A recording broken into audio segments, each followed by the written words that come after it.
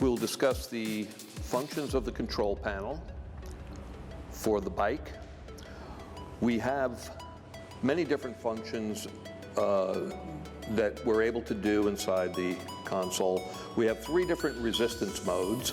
If we just press start from the beginning as a quick start, the resistance mode we get is a constant resistance, which means the resistance level is set at a constant rate, and the power will be determined by how fast the patient pedals. So the faster they pedal, the more watts they would do. If we press constant power, we get a constant power mode of resistance where the resistance will adjust automatically based on how many watts we want the patient to be doing. So if we want them to do an average of 50 watts, we can do that. Here it asks if we want to use the auto brake or not. The auto brake is a function that when I stop pedaling, we automatically brake the crank pedals so they don't continue to move. So we'll keep that on. It's a safety concern. So now when I press start, I am now in a constant power mode where when I look at my power, I want it to be 50 watts. But if I'm well below the RPM I need to be, I'll have a high resistance. If I start to increase my pedal speed, the resistance will drop and will try to keep me at 50 watts. So the whole purpose of this program is to keep the user at a level of 50 watts. We can increase the watt levels during the program by pressing the up or down key. The other program we have is isokinetic, which is a speed-based program. So when we come in here, we can enter a target RPM. Let's go to 30, press that.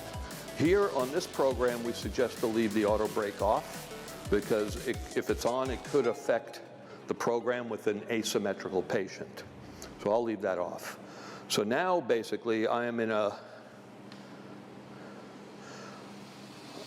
set to 30 RPM, so below 30 RPM, I'm at 28 or 29, I get no resistance. Once I hit that 30 RPM, that resistance starts to increase, and I can push against that resistance really hard and increase my power without overcoming the speed.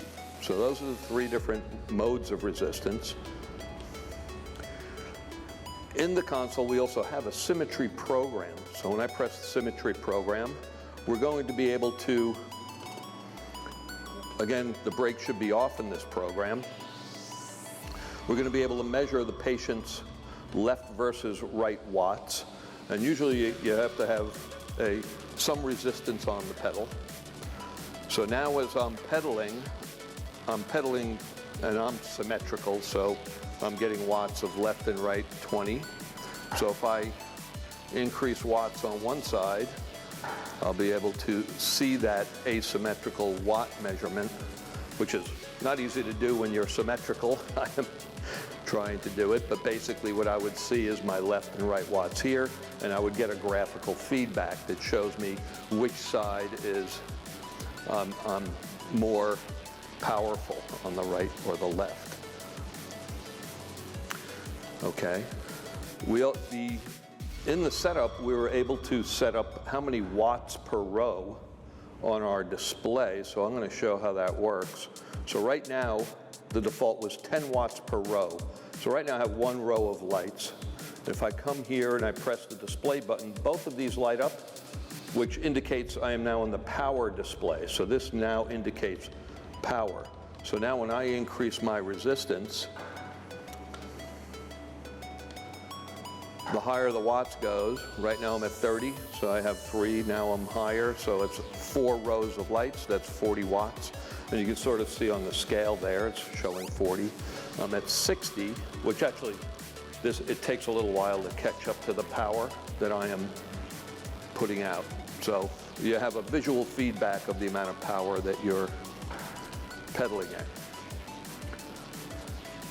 We have VO2 test. It's the YMCA protocol submax VO2 test. A facility program allows you to build your own protocols and profiles and save them there.